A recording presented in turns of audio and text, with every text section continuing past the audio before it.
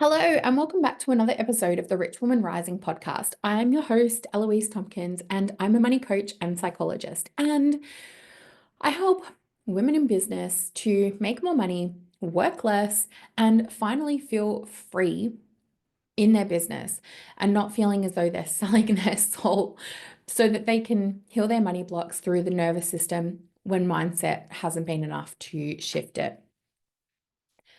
And today, I want to talk to you about triggers because triggers is such a pop psychology word. Everyone's throwing around words, or even the nervous system and your subconscious and triggers, which is great. It's great that we're bringing awareness to it, but not in this pop psychology way. It really grinds my gears because, like, far out, I've spent so many years studying this stuff, and then someone's come along and like done a Google search and read something on Wikipedia or done a 2-day training or 6-month NLP course, whatever, I don't know. Now they're an expert on triggers. It does my head in. But anyway, that's beside the point. That's a separate rant. I'm glad that there is more awareness. However, I came across, I don't know, some post on social media the other day, and it was about if you get triggered by people sending you a cold DM, like pitching their services, that's a sign that you need more healing to be done. And I got triggered by that post, which isn't a bad thing. And it just made me think, like, I want to unpack it because we can so often, particularly as women who are so invested in this personal development space, wanting to constantly improve and up level and learn more and heal ourselves and heal the generational trauma and change the patterns and leave a legacy and make a ripple effect on future generations. Like, fuck, do you realize how much pressure that puts on us to go on this fucking evolution of this personal development journey? And then not only that, we then think, oh, anytime I get triggered, that's a bad thing. I shouldn't be triggered. I should be walking around feeling cool as a cucumber all the time. No, it makes me mad because triggers are like our nervous system communicating to us. Triggers are our nervous system saying, hey, something's going on here. And it's our job to use that information to then decide what we want to do with it. But it doesn't mean that there's more healing to be done. For instance, personally, I hate all capital letters, capital HATE, cold DMs with a passion. I hate cold DMs that are like, hey, how long have you been a coach for? Hey, you're doing amazing work. How long have you been a coach? I hate those ones. And I also hate these ones. Hey, saw your post. You're doing amazing work. It really resonated. By the way, want to work with me? Hate those ones too. I hate them all. I hate them all in whatever the context. Do not like. So you could say I get triggered by those. Now, going by this person's post of anytime you get triggered, you have healing to be done, that would mean that essentially I'm overreacting when someone cold DMs, right? That's the underlying message there. But when we unpack a trigger, and first off, when we think about triggers, they can be positive, they can be negative. You can have a negative emotional response, anger, frustration, fear, guilt, shame, disappointment, whatever. You can have lots of different emotions that are negative, that we don't like, that are unpleasant. But did you know that triggers can actually be positive as well? Think about this. You walk past a bakery, you smell chocolate chip cookies, takes you back to childhood when grandma used to bake cookies. Positive trigger. You, I don't know, go to the circus. I don't know why you'd go to the circus, but and it reminds you of your childhood, seeing, I don't know, I'm trying to think of other examples, which kind of raises my point that we are so focused on the negative triggers.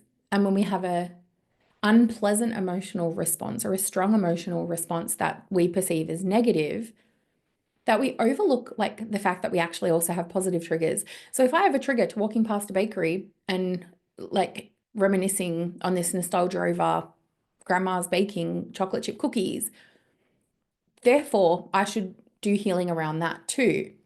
The logic doesn't logic. It doesn't add up.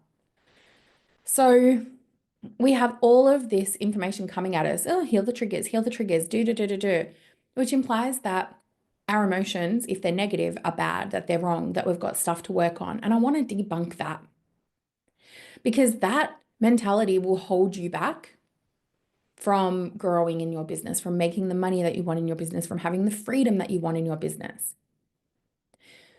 When I get cold DMs, like I was talking to a friend about this the other day because they make me angry. And they probably make me angrier than the average person. Fair. And I own that. I know that. They do. I really dislike them because when I receive a cold DM, what happens for me, and this is going to be different for you, you might not have this same response, or you might not like cold DMs, but you might have some different reasoning behind it. But this is my reasoning. As you're thinking, I want you to think of what your reasonings are for either not caring about them or for caring about them and feeling activated, triggered by it. When I receive a cold DM, for me, it brings up I'm a number. They don't really care. They don't want to get to know me as a person. They just want something for themselves, which to me goes against my values of genuine connection, authenticity, and building relationships. Those things are really important to me. Now, if I dive even deeper into that, I could go layers deep. And I have gone layers deep because I was curious. It brings up not feeling seen or heard in my childhood. And I hated that as a kid. I hated not being seen. I hated not being heard. I hated feeling like I was invisible, that I was only worthy and that I was only useful if I had value to give someone else. So for me, receiving a cold DM, it triggers that. It activates all of those old childhood baggage that, maybe not all of it has been processed. A lot of it has, not all of it. But that's okay. I own that and I can sit with that. I can sit with that discomfort because then what I can do is I can go, okay, as I'm speaking, what I want you to be thinking about, it doesn't even have to be a cold DM that annoys you. It can be anything in your business because we all have them. They're all going to be different triggers.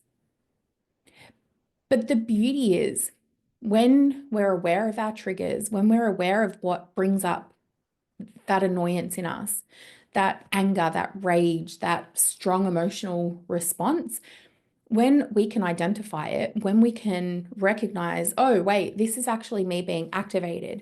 This is my nervous system having a strong response, rather than just kind of getting hooked into it and being pulled along for the ride, right? And that is the work. That is the healing.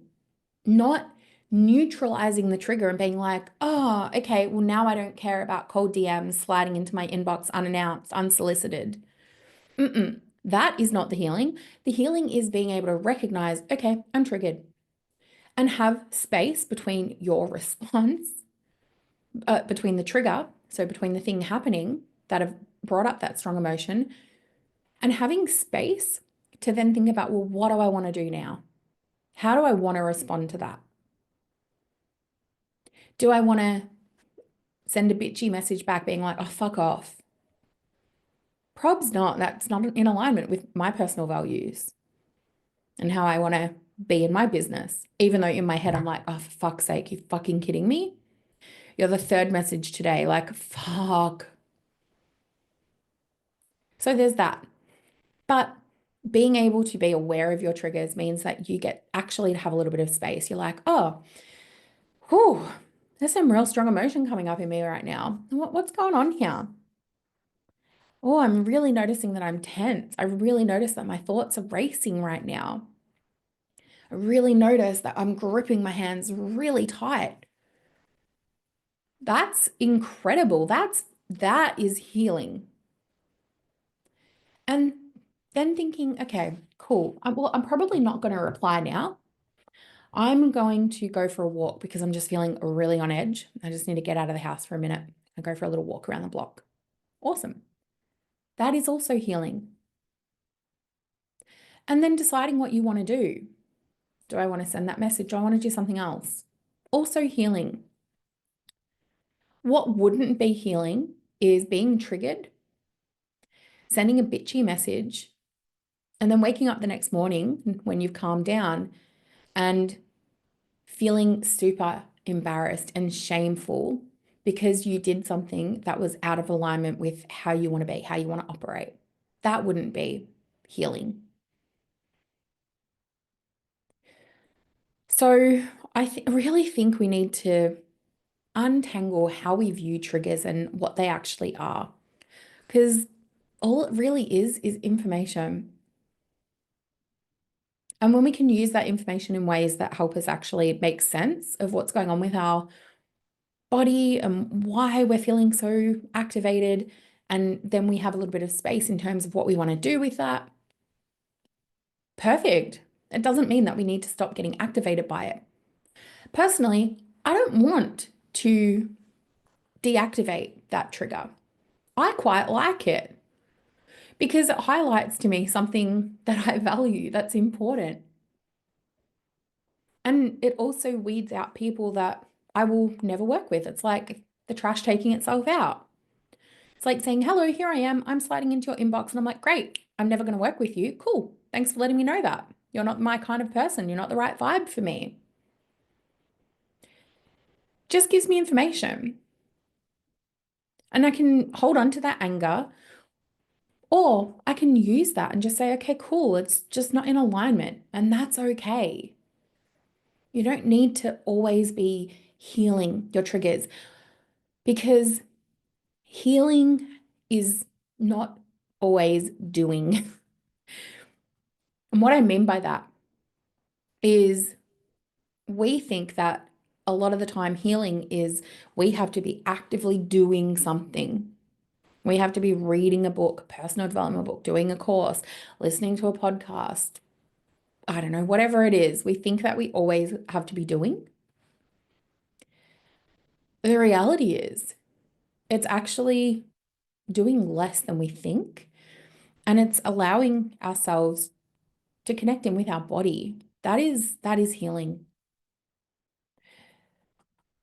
Oh, I wish I could just like shout this from the rooftops because I really wish people would, I really wish like we could understand that. The hardest thing to do is to actually be in our bodies and to listen to our nervous system, listen to our emotions, zone in and understand what they're trying to tell us, and then respond in kind with what our bodies are sharing. That is the hardest piece. This is the hardest piece I reckon that you will ever have to do when it comes to healing, which is why when I see stuff like just, if you're experiencing a trigger, you got to do something about it. I'm like, no, no, it doesn't work like that.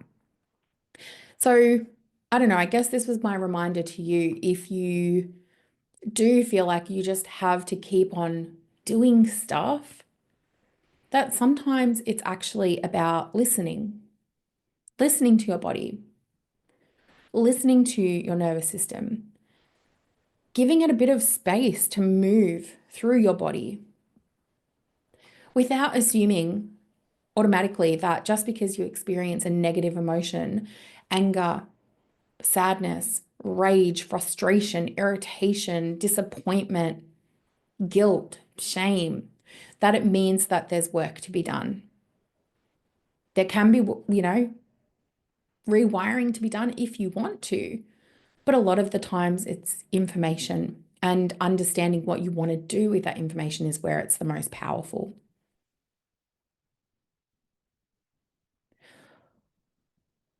So, on that note, the next time that you get triggered, try and lean into it with a bit of compassion and curiosity. I think curiosity is one of my favorite. It is, yeah, it's definitely one of my favorite words. My clients will always, laugh when I use the word curious because we are so quick to jump into whatever's going on with us with judgment. I shouldn't be feeling that. I should be doing this. I should. Mm, let's try and reserve that and let's lean in with curiosity. Because when we lean in with curiosity, that is where we just find some really juicy information that actually helps us move forward. And it's also not the easiest thing to do. So if you find it tricky, I don't blame you, but give it a go. And DM me, send me a message on Instagram. Let me know how you go because, yeah, let's take back triggers and stop being so fearful of them. And let's just see them for what they are, information. All right, on that note, thank you for tuning in and having a chat with me today, listening on the podcast. I hope you found it useful as always, and I'll see you again on the Rich Woman Rising podcast next week. Till then, take care of yourselves.